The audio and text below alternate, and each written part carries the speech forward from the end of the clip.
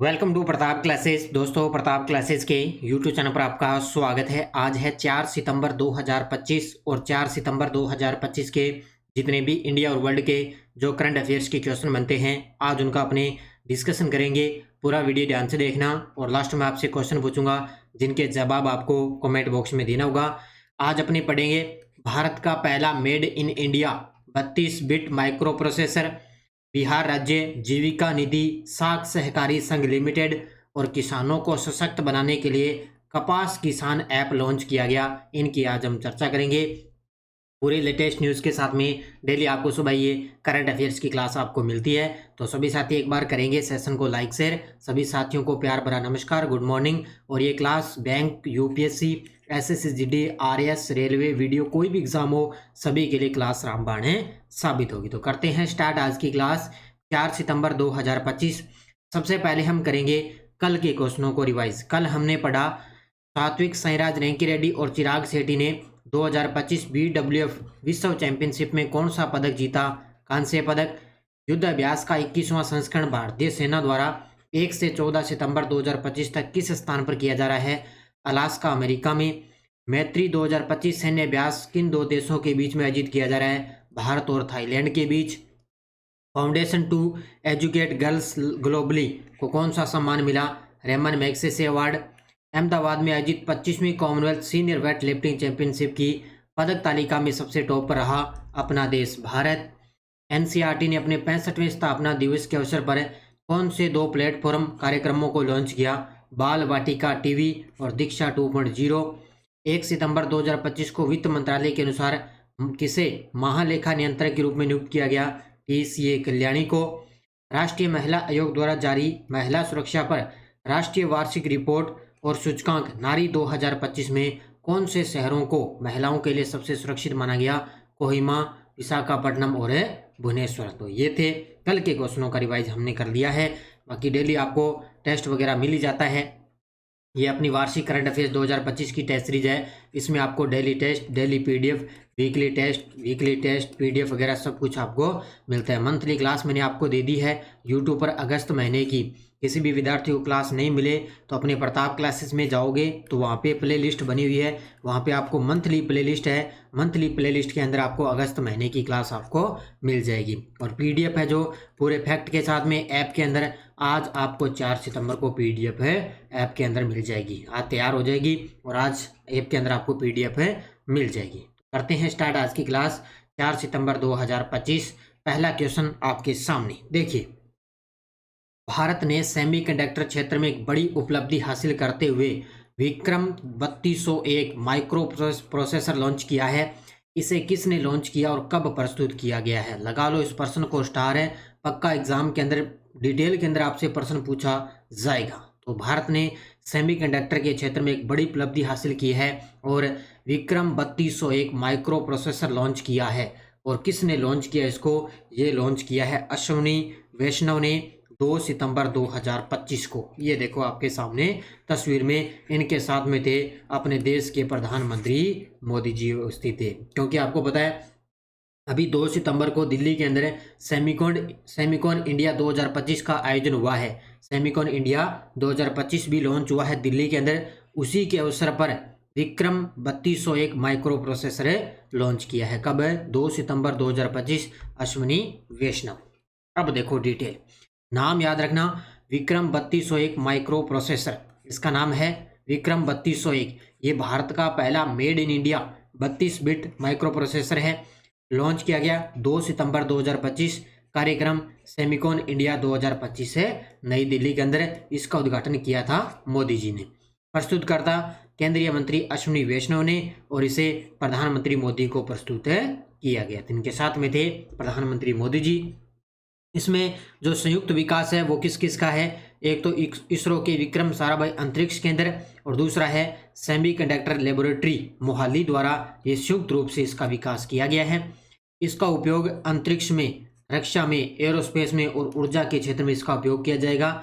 और इसकी जो प्रोग्रामिंग भाषा रहेगी वो रहेगी एडा, यानी कि इसरो टूल चेन सहित इसकी प्रोग्रामिंग भाषा एडा रहेगी। यानी कि इसका जो उपयोग है ना, जो made in India 32 bit micro processor है, ये अंतरिक्ष के क्षेत्र में, रक्षा के क्षेत्र में, एरोस्पेस के क्षेत्र में, ऊर्जा के क्षेत्र में इसका उपयोग किया जाएगा। तो इसको अच्छे तरीके से डिटेल में ये मैंने बता दिया है, बढ़िया तरीके से याद कर लेना। बिहार राज्य जीविका निधि साख सहकारी संघ लिमिटेड का वर्चुअली उद्घाटन किस राज्य के लिए किया गया है? ये देखो आपके सामने प्रधानमंत्री मोदी जी ने बिहार राज्य जीविका निधि साख सहकारी संघ लिमिटेड का वर्चुअली रूप से उद्घाटन किया है। तो नाम से ही पता चल रहा है किस राज्य के लिए, बिहार राज्य में। कहाँ पे किया है इसका उद्घाटन? है बिहार के अंदर। तो हमारे इस क्वेश्चन का राइट आंसर हो जाएगा ऑप्शन नंबर सी। देखो, बिहार राज्य जीविका निधि साख सहकारी संघ लिमिटेड 2025, उद्घाटन 2 सितंबर 2025। उद्घाटनकर्ता भारत के प्रधानमंत्री श्री नरेंद्र मोदी जी ने वर्चुअली माध्यम से इसका शुभारंभ किया है। यानी कि वर्चुअली, यानी कि दिल्ली के अंदर बैठे बैठे उन्होंने वर्चुअली के माध्यम से इन्होंने इसका उद्घाटन किया। कहाँ पे? बिहार के अंदर। उद्देश्य है इसका ग्रामीण महिलाओं को सस्ती, आसान और डिजिटल रूप से सक्षम ऋण सुविधा प्रदान करना, ये इसका मुख्य रूप से उद्देश्य है। लाभार्थी विशेष रूप से महिला स्वयं सहायता समूह के लिए सहकारी लिमिटेड रहेगा और इसके अंदर जो पूंजी है वो 105 करोड़ की प्रारंभिक पूंजी का स्थानांतरण कर इसका शुभारंभ किया गया है। तो ये 105 करोड़ की जो प्रारंभिक पूंजी है उसका स्थानांतरण करके इस सहकारी संघ लिमिटेड का शुभारंभ किया गया है। कहाँ पे? बिहार में। हाल ही में किस भारतीय शहर को 2026 बैडमिंटन विश्व चैंपियनशिप की मेजबानी सौंपी गई है? ये देखो आपके सामने, ये भी गजब का प्रश्न है। तो पहली बार भारत को मिली है 2026 बैडमिंटन विश्व चैंपियनशिप की मेजबानी और ये भारत का शहर करेगा नई दिल्ली। इससे पहले भारत को मिली थी 2009 के अंदर, 2009 के अंदर मेजबानी मिली और अब मिली है 2026 के अंदर। और इसका मेजबान कौन सा शहर रहेगा? नई दिल्ली। तो 2026 बैडमिंटन विश्व चैंपियनशिप मेजबान शहर नई दिल्ली। आयोजन माह है अगस्त 2026, अगस्त 2026 के अंदर इसका आयोजन होगा नई दिल्ली में। टूर्नामेंट का प्रकार बैडमिंटन वर्ल्ड चैंपियनशिप। भारत ने पिछली बार 2009 में हैदराबाद में इस चैंपियनशिप की मेजबानी की थी। देखो 2009 के अंदर मेजबानी की थी भारत ने और कौन सा शहर? हैदराबाद ने। और एशिया का पिछला मेजबान रहा था नॉनजिंग चीन, 2018 के अंदर इसकी मेजबानी हुई थी। अब 2026 के अंदर एक तो याद रखना, अपना जो 18वां ब्रिक्स शिखर सम्मेलन होगा वो अपने भारत में होगा और 2026 बैडमिंटन विश्व चैंपियनशिप आ गई अपने भारत के पास। ये दोनों पॉइंट अच्छे तरीके से पढ़ लेना। कपास किसानों को सशक्त बनाने के लिए कपास किसान ऐप का शुभारंभ किस केंद्रीय मंत्री ने किया है? ये भी गजब का प्रश्न है, एक एक चीज अच्छे तरीके से आपको पढ़नी है। तो कपास किसानों को सशक्त बनाने के लिए कपास किसान ऐप का शुभारंभ किया है अपने जो केंद्रीय कपड़ा मंत्री है या वस्त्र मंत्री हैं वो है गिरिराज सिंह। कौन है? केंद्रीय मंत्री कपड़ा मंत्री है गिरिराज सिंह। उन्होंने कपास किसान ऐप का शुभारंभ किया है। मुख्य रूप से अगर कोई भी ऐप होता है ना, ऐप होता है या पोर्टल होता है, उसका मुख्य रूप से आपको उद्देश्य पढ़ना होता है भी किस, इसका मुख्य रूप से उद्देश्य क्या होता है। तो देखो, कपास किसान ऐप 2025 का शुभारंभ 2 सितंबर 2025, लॉन्च करने वाले गिरिराज सिंह केंद्रीय कपड़ा मंत्री। उद्देश्य क्या है? कपास की खरीद को सरल, पारदर्शी और डिजिटल बनाना, यानी कि कपास की जो खरीद है उसको सरल तरीके से, पारदर्शी बनाना और डिजिटल उसको तरीके से बनाना, ये इसका उद्देश्य है। लाभार्थी समुदाय भारत के कपास उत्पादक किसान रहेंगे। संबंधित योजना न्यूनतम समर्थन मूल्य योजना से संबंधित है और मुख्य विशेषता किसान पंजीकरण रहेगा, स्लॉट बुकिंग रहेगी और भुगतान की ट्रैकिंग इसके अंदर रहेगी। तो ये याद रखना, कपास किसान ऐप है कपड़ा मंत्री गिरिराज सिंह ने लॉन्च किया। भारत का रमन रिसर्च इंस्टीट्यूट किस खगोलीय घटना का अध्ययन करने हेतु एक क्रांतिकारी प्रयास कर रहा है? ये इस प्रकार के है ना, ये अंतरिक्ष से संबंधित ये प्रश्न अच्छे तरीके से पढ़ने आपको। तो भारत का रमन रिसर्च इंस्टीट्यूट है वो किस खगोलीय घटना का अध्ययन करने हेतु एक क्रांतिकारी का प्रयास कर रहा है? वो है कॉस्मिक डॉन। कौन सा है? Option number C, cosmic dawn है। जब पहली बार तारे और आकाश गंगाएं बनी थी उसका अध्ययन करेगा ये। कॉस्मिक डॉन है जब पहली बार तारे और आकाश गंगाएं बनी थी। तो ये भारत का जो रमन रिसर्च इंस्टीट्यूट है ना, वो इसका जो है अध्ययन करेगा। देखो, संगठन का नाम रमन रिसर्च इंस्टीट्यूट, बेंगलुरु, भारत में। उद्देश्य है ब्रह्मांड के कॉस्मिक डॉन, वह काल जब पहली बार तारे और आकाश गंगाएं बनी, इसका अध्ययन करना, ये उद्देश्य है इसका। तकनीकी नवाचार, विकसित किया गया एक क्रेडिट कार्ड के आकार का सिंगल बोर्ड कंप्यूटर एग, यानी कि एक क्रेडिट कार्ड होता है ना, उसके आकार का एक सिंगल बोर्ड कंप्यूटर है ये, वो ध्यान करेगा। यह सीबीसी कॉस्मिक रेडियो संकेतों को पकड़ने और विश्लेषण करने में मदद करेगा। मिशन स्थान, यह यंत्र चंद्रमा की सतह पर स्थापित किया जाएगा, चंद्रमा की सतह पर स्थापित किया जाएगा। और इस मिशन का नाम है SBC, एक प्रस्तावित प्रतूष मिशन का हिस्सा रहेगा। इस मिशन का क्या नाम है? प्रतूष मिशन होगा।